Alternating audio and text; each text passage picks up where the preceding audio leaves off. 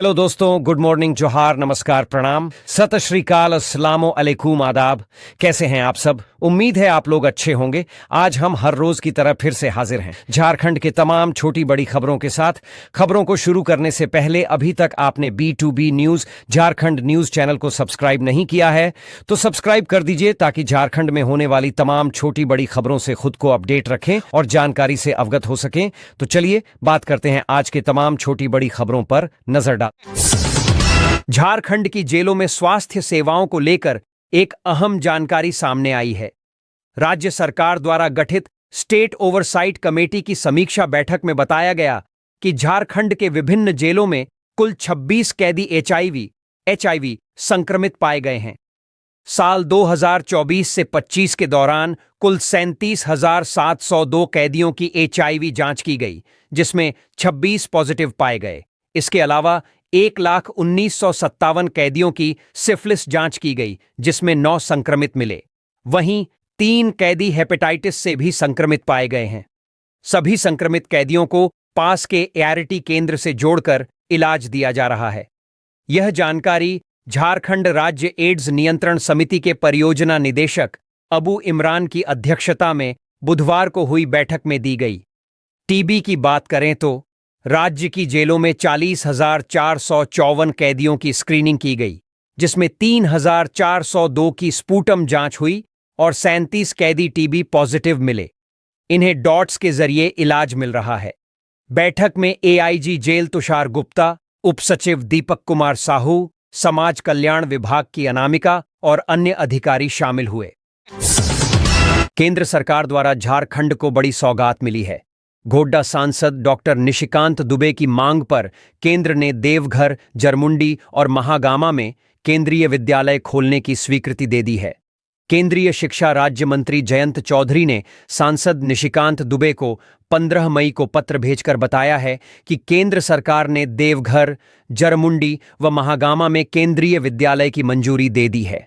सांसद ने 11 दिसंबर 2024 को लोकसभा में केंद्रीय विद्यालय खोलने की मांग की थी। राज्य सरकार को जमीन उपलब्ध कराने का निर्देश केंद्र से स्वीकृति मिलने के बाद इन तीनों जगहों पर राज्य सरकार व जिला प्रशासन को जमीन उपलब्ध कराने का निर्देश दिया गया है। जरमुंडी में केंद्रीय विद्यालय खोलने के लिए जमीन का प्रस्ताव अभी तक नहीं आया है, जबकि महागामा में केंद्रीय विद्यालय के लिए जमीन का प्रस्ताव आया था, लेकिन कुछ विसंगतियों के कारण इसे दूर कर वापस प्रस्ताव मांगा गया है। इधर देवघर में देवीपुर एम्स के पास अस्थायी भवन केंद्रीय विद्यालय के लिए उपयुक्त नहीं पाए जाने पर जिला प्रशासन से जल्द नई जमीन उपलब्ध कराने को कहा गया है। जमीन मिलते ही शुरू होगी भवन निर्माण प्रक्रिया। केंद्रीय मंत्री ने कहा है कि जैसे ही जमीन मिल जाएगी, केंद्र सरकार केंद्रीय विद्यालय भवन निर्माण की दिशा में तेजी से प्रक्रिया शुरू कर देगी। सांसद ने लोकसभा में संताल परगना में कम साक्षरता दर, स्कूलों की खराब दशा और बड़े पैमाने पर स्कूल छोड़ने की समस्या को दूर करते हुए देवघर, जरमुंडी व महागामा केंद्रीय विद्यालय स्थापित करने का आग्रह किया था। सांसद ने कहा था कि इन तीनों जगहों पर केंद्रीय विद्यालय खुलने से इस इलाके में शिक्षा के माध्यम से छात्रों का जीवन स्तर काफी बेहतर हो सकता है। खूंटी के सांसद कालीचरण मुंडा ने गुरुवार को खरसावां के पीडब्ल्यूडी गेस्ट हाउस में बीडीओ, सीओ व बिजली विभाग के अभियंताओं के साथ बैठक की।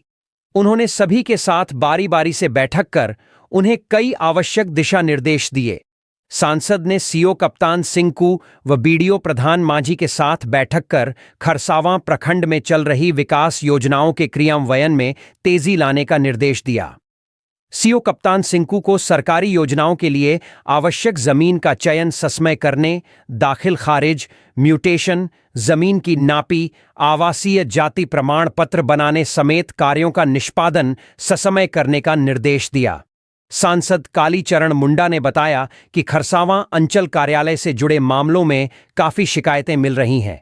अधिकारी संवेदनशील होकर जनहित से जुड़े मामलों का निष्पादन करें। उन्होंने बीडीओ प्रधान मांझी को आवास व मनरेगा से जुड़े कार्यों में तेजी लाने का निर्देश दिया।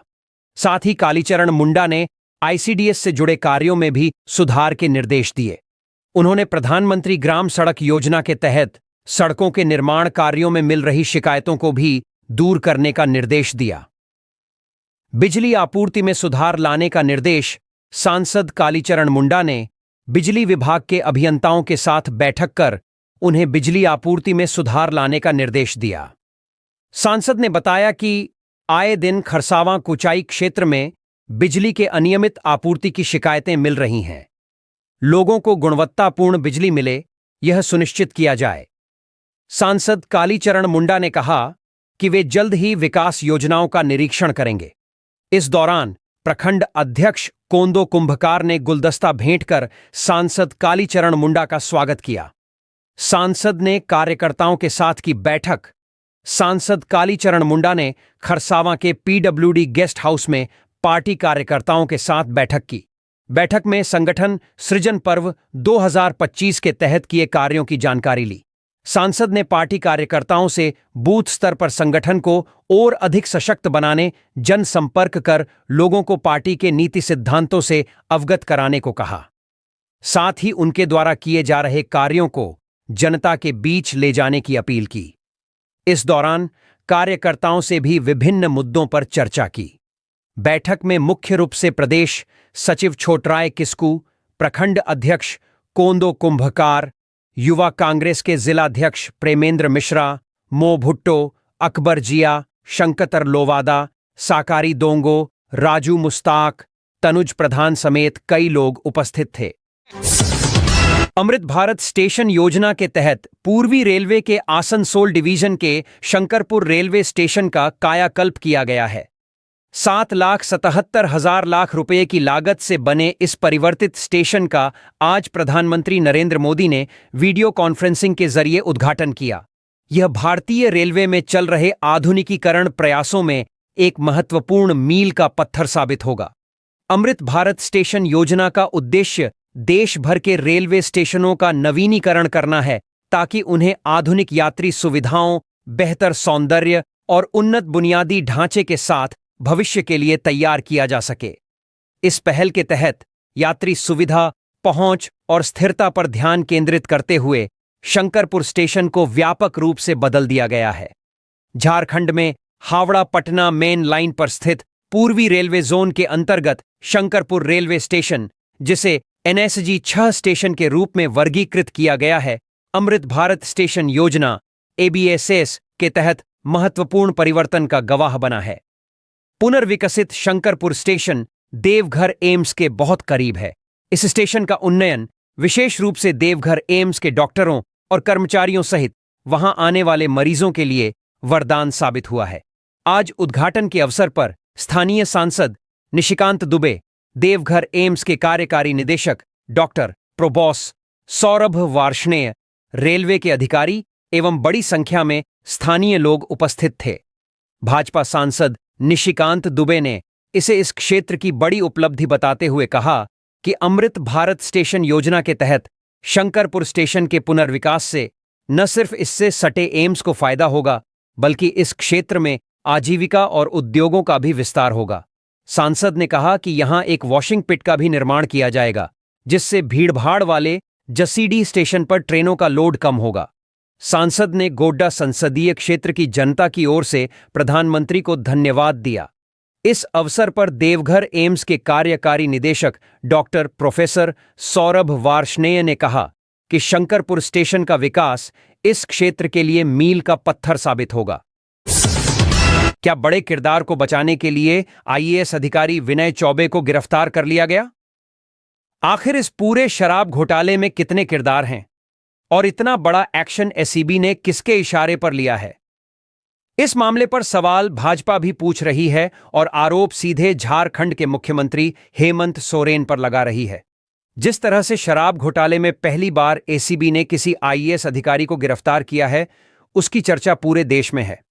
आखिर पूरा मामला क्या है कि इतना बड़ा एक्शन एसीबी ने अपनी ही सरकार के एक वरिष्ठ अधिकारी के खिलाफ ले लिया, पूछताछ की और 5 घंटे बाद ही गिरफ्तार कर जेल भेज दिया। इन पर 38 करोड़ रुपए के घोटाले का आरोप लगा है। दावा किया गया है एसीबी की ओर से कि अपने पद का दुरुपयोग कर गलत नीति बनाकर सरकार को नुकसान पहुंचाया गया है। आईएएस अधिकारी विनय चौबे की गिरफ्तारी के बाद नेता प्रतिपक्ष बाबूलाल मरांडी ने अपने सोशल मीडिया अकाउंट एक पर लिखा कि मैं अप्रैल 2022 में ही मुख्यमंत्री हेमंत सोरेन को पत्र लिखकर झारखंड और छत्तीसगढ़ में होने वाले शराब घोटाले के संदर्भ में आगाह किया था। सरकार ने मेरे पत्र और चेतावनी को न सिर्फ नजरअंदाज किया, बल्कि छत्तीसगढ़ के शराब माफियाओं को लाभ पहुंचाने के लिए झारखंड में हजारों करोड़ के शराब घोटाले को अंजाम देने में सहयोग किया। शराब माफियाओं के खर्चे पर हेमंत सरकार की पूरी कैबिनेट रायपुर दौरे का लुत्फ उठाया। अब जब छत्तीसगढ़ में कार्रवाई हो रही है, मामला ईडी और सीबीआई तक पहुंच गया है, तब झारखंड में एसीबी द्वारा की जा रही है। एसीबी के इस जांच पर भला कैसे भरोसा किया जा सकता है? ऐसा प्रतीत होता है कि छत्तीसगढ़ में चल रही सीबीआई जांच से डरकर अब बड़ी मछलियों को बचाने के लिए कुछ छोटे लोगों को बलि का बकरा बनाया जा रहा है। यदि हेमंत जी वास्तव में घोटाले की सच्चाई सामने लाना चाहते हैं, उनमें हिम्मत है, तो वह मामले की जांच सीबीआई को करने का आदेश दें। बता दें कि कथित शराब घोटाले मामले में झारखंड के आईएएस अधिकारी विनय चौबे को गुरुवार देर शाम एसीबी ने गिरफ्तार कर लिया। विनय चौबे मुख्यमंत्री हेमंत सोरेन के प्रधान सचिव भी रह चुके हैं। जिस तरह से उत्पाद सचिव रहते हुए एक ऐसी नीति बनवाई जिससे घोटाले हुए, तो इसकी जांच होगी तो कई परत खुलेगी और कई किरदार सामने आ सकते हैं। 2019 में हेमंत सोरेन मुख्यमंत्री बने, उनके सचिव की भूमिका में विनय चौबे रहे थे। साल 2022 में छत्तीसगढ़ स्टेट बेवरेज कॉरपोरेशन को शराब नीति में एंट्री दिलाई गई। अरुण त्रिपाठी को झारखंड का सलाहकार बनाया गया। छत्तीसगढ़ के सिंडिकेट ने झारखंड के शराब कारोबार पर कब्जा किया तो उत्पाद सचिव विनय चौबे ही थे। छत्तीसगढ़ में शुरू हुई जांच में कई गड़बड़ी आज सामने आई, जिसके बाद एसीबी ने केस दर्ज किया। इस मामले में परिवर्तन निदेशालय अलग से जांच कर रही है। झारखंड एसीबी ने 7 अक्टूबर 2024 को पी दर्ज की थी। अब यह एफआईआर में तब्दील हो गई है। इस शराब को घोटाले की जांच सीबीआई भी शुरू कर चुकी है और अब एसीबी केस के आधार पर ईडी भी नया मुकदमा दर्ज करेगी। झारखंड के आईएएस अधिकारियों के लिए मई का महीना काल बनकर सामने आता है। कई रसूखदार आईएएस अधिकारी सलाखों के पीछे इसी मई महीने में पहुंच चुके हैं, चाहे पूजा सिंघल की बात करें या छवि रंजन हो और अब विनय चौबे। मई के महीने में ही सभी की गिरफ्तारी हुई। साल अलग अलग था। उसके बाद अब चर्चा का बाजार गर्म हो गया और लोग मजे में लिख रहे हैं कि मई का महीना झारखंड के अधिकारियों के लिए सही नहीं है। अगर आप घोटाला करते हैं तो आप पर कार्रवाई मई के महीने में हो सकती है। अब तक परिवर्तन निदेशालय एक्शन में दिख रही थी, लेकिन अब एसीबी ने भी बड़ा हाथ मार लिया और उसने भी इसी मई महीने को चुना। चलिए सबसे पहले बात करेंगे 12 मई 2022 की दिन गुरुवार का था। एयरपोर्ट रोड स्थित परिवर्तन निदेशालय के दफ्तर में वरिष्ठ आईएएस पूजा सिंघल से पूछताछ चल रही थी।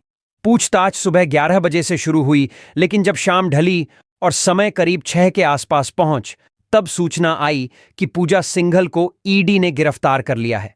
इन पर करोड़ों के घोटाले का आरोप लगा।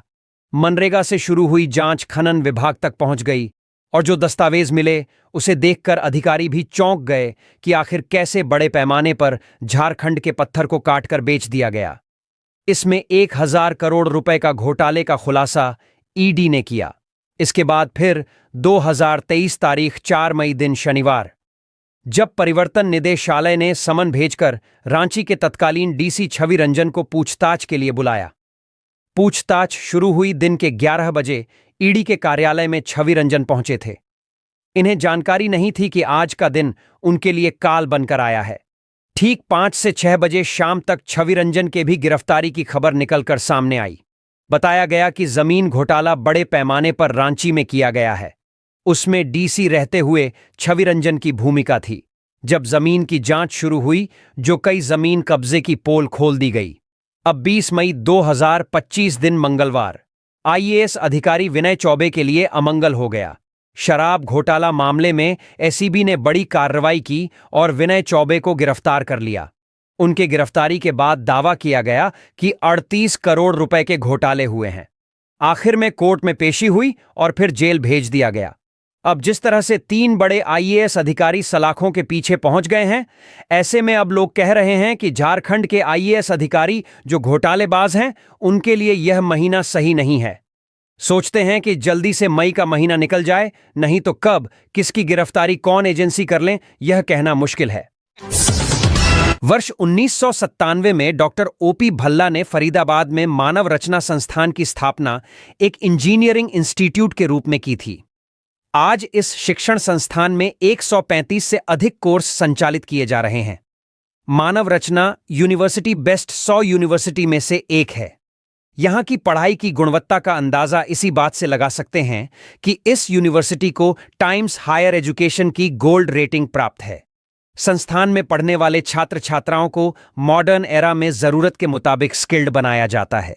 बच्चे खुद को ग्लोबल कंपटीशन के लिए कैसे तैयार करें, उनके सामने क्या चुनौतियां हैं, बिहार झारखंड के बच्चों को कैसे अवसर मिल सकता है, इन सारे मुद्दों पर बुधवार को देवघर पहुंचे इस यूनिवर्सिटी के संस्थापक डॉक्टर ओपी भल्ला के पुत्र और मानव रचना शिक्षण संस्थान की शुरुआत मेरे पिता स्व ओपी भल्ला ने 1997 में की थी।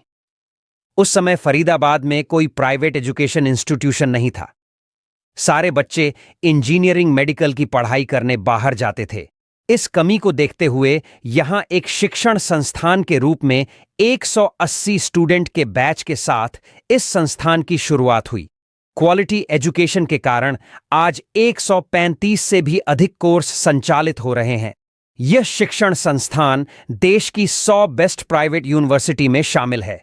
NAC A++, QS 5 star rating, times higher education की गोल्ड रेटिंग प्राप्त यूनिवर्सिटी है। दुनिया के अन्य देशों में भारत के छात्रों के सामने क्या चुनौतियां हैं? देखिए, दुनिया में भारत के बच्चों के लिए अपार संभावनाएं हैं। अब फ्रांस, जर्मनी, जापान, इटली में ज्यादा अवसर मिल रहे हैं, लेकिन यहां के बच्चों के सामने भाषा ज्ञान बहुत बड़ी समस्या बन रही है। इसलिए हमारी यूनिवर्सिटी बच्चों को एकेडमिक शिक्षा, टेक्निकल, मेडिकल व अन्य शिक्षा में दक्ष बनाने के साथ साथ भाषाई ट्रेनिंग व पर्सनैलिटी डेवलपमेंट पर विशेष फोकस करती है, ताकि बच्चों को दूसरे देशों में अवसर मिले तो वे वहां सहज महसूस कर सकें। ग्लोबल डिमांड से हमारा मतलब है कि विश्व में जितनी भी इंडस्ट्रीज हैं, उसकी डिमांड क्या है। उनकी डिमांड के अनुरूप कोर्स का चयन करने के लिए हम छात्र छात्राओं को प्रेरित करते हैं, ताकि जो स्टूडेंट विदेशों में इंडस्ट्रीज या अन्य सेक्टर में अवसर तलाशना चाहते हैं, उन्हें दिक्कत नहीं हो। इसी अनुरूप मानव रचना यूनिवर्सिटी स्किल्ड स्टूडेंट तैयार करते हैं। देश हो या विदेश, सैकड़ों कंपनियां हैं जिनसे हमारा टाई अप है, जहां हमारी यूनिवर्सिटी के स्टूडेंट्स को प्लेसमेंट भी मिल रहा है। हमारे शिक्षण संस्थान में बच्चों के होलिस्टिक डेवलपमेंट की बात होती है। बच्चों को इंश्योर करते हैं कि जब वे पढ़कर बाहर निकलें, जिस स्किल की जरूरत उन्हें है, उसी अनुरूप अपना करियर चुनें। बिहार और झारखंड के छात्र छात्राओं के लिए आप क्या कहना चाहेंगे? झारखंड हो या बिहार, यहां से प्रतिवर्ष 200 से 250 स्टूडेंट मानव रचना शिक्षण संस्थान के स्कूल में दाखिला लेते हैं। इन छात्रों को पढ़ाई का बेहतर माहौल देने के लिए student facilitation centre, international centre आदि बनाए गए हैं। यहां के बच्चों को पारिवारिक माहौल मिलता है। हम सिर्फ एकेडमिक शिक्षा ही नहीं, बल्कि मूल्य आधारित शिक्षा देते हैं। बिहार झारखंड ही नहीं, हमारे यहां जो भी बच्चे आते हैं, सभी को फुल सपोर्ट रहता है। झारखंड के सुदूरवर्ती इलाकों में आज भी पानी के लिए महिलाओं को काफी मशक्कत करनी पड़ती है। काफी मेहनत के बाद पीने और खाने के लिए महिलाएं पानी जुटा पाती हैं। कभी कभी हाल तो यूं बन पड्डी डीएचता है कि अगर दिन में पानी की व्यवस्था न हो तो रात के अंधेरों में महिलाओं को डांडी पर पानी भरने के लिए जाना पड्ड डसता है। विकास का लाख दावा कर लें, लेकिन जमीनी हकीकत कुछ और ही बयां करती है। जी हां, यह हाल है सिल्ली प्रखंड के ठुंगरुडीह और हेसाडीह गांव का। आजादी के 75 वर्षों बाद भी पानी और बिजली की समस्याओं से ग्रामीण जूझ रहे हैं। ठुंगरुडीह के ऊपर टोला में लोग डांडी, खेतों में गड्ढों से निकलने वाला पानी का पानी पीने को मजबूर हैं, क्योंकि वहां बिजली और पेयजल की कोई व्यवस्था नहीं है। इसी तरह हेसाडीह में 60 परिवारों को पीने के पानी के लिए कोचा नदी के दुर्गम रास्तों से होकर खार कांचा सोतिया जाना पड़ता है, जहां महिलाएं धीरे धीरे पानी जमा करती हैं। इन गांवों में मूलभूत सुविधाओं की कमी के कारण ग्रामीणों का जीवन कठिनाइयों से भरा है। सरकार की योजनाएं जैसे जल जीवन मिशन कई क्षेत्रों में लागू हो रही हैं, लेकिन इन गांवों तक इनका लाभ नहीं पहुंच पाया है। उदाहरण के लिए जल जीवन मिशन ने छत्तीसगढ़ के कुछ गांवों में हर घर जल का लक्ष्य हासिल किया, लेकिन सिल्ली जैसे क्षेत्र अभी भी उपेक्षित हैं। ठुंगरुडीह गांव के ऊपर टोला में लगभग 40 परिवारों की आबादी है। यहां पेयजल की आपूर्ति के लिए वर्ष 2020 में सोलर जल मीनार स्थापित किया गया था, लेकिन वह पिछले 5 महीनों से खराब पड़ा है। इसके अलावा जल नल योजना के तहत एक और जल मीनार का निर्माण कार्य पिछले 1 वर्ष से अधूरा पड़ा है। इस कारण ग्रामीणों को डांडी, डोभा से पानी लाकर पीने को विवश होना पड़ रहा है। गर्मी के मौसम में कुएं का जलस्तर भी काफी नीचे चला जाता है, जिससे यह पानी भी उपयोग के लायक नहीं रहता। हेसाडीह गांव में 60 घरों के लोग पेयजल संकट से जूझ रहे हैं। महिलाएं बताती हैं कि वह दूर दराज के कोचा नदी के खार कांचा सोतिया से पानी लाती हैं। वहां से पानी धीरे धीरे इकट्ठा करके घर लाती हैं, जिसका उपयोग वे पीने के लिए करती हैं। वहीं सोतिया के निचले हिस्से के पानी में लोग स्नान करने और कपड़े धोने का काम करते हैं। गांव में जल संकट की स्थिति गंभीर है। सिल्ली प्रखंड में विभागीय लापरवाही के कारण 197 जलापूर्ति योजनाओं का कार्य ठप हो गया है, जिससे 1.5 लाख की आबादी केवल 71 योजनाओं पर निर्भर है। इसके अलावा कई चापाकल भी खराब पड़े हैं। विभागीय अधिकारियों का कहना है कि आवश्यक अनुदान की कमी के कारण योजनाओं का कार्य प्रभावित हुआ है, लेकिन जल्द ही समस्या का समाधान किया जाएगा। ठुंगरुडीह और हेसाडीह गांवों में जल संकट और बिजली की समस्या ग्रामीणों के लिए गंभीर चुनौती बन गई है। सरकार और संबंधित विभागों से अपेक्षित है कि वे शीघ्र इन समस्याओं का समाधान करें, ताकि ग्रामीणों को मूलभूत सुविधाएं मिल सकें।